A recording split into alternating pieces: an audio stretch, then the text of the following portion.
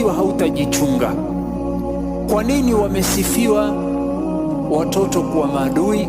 Kama Allah subhanahu wa ta'ala alivyosema, ya ayyuhalladhina amanu inna min azwajikum wa auladikum aduwwan lakum fahdharuhum, enyi mlioamini, jueni ya kuwa hawa wake zenu na hawa watoto wenu ni maadui zenu, fahdharuhum, kaeni chonjo na wao. Fahdharuhum.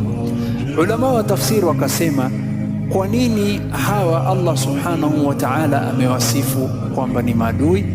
Kwa sababu hawa watoto Allah amewasifu, wa'lamu annama amwalukum wa auladukum fitna. Hawa watoto ni fitna na mali ni fitna. Kivipi? Kwa sababu huenda hawa watoto wako ama huenda mali yako ikawa sababu ya wewe kufanya jambo ambalo Allah haridhii.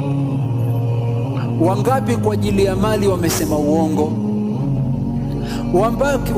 Wangapi kwa ajili ya mali wakatoa siri?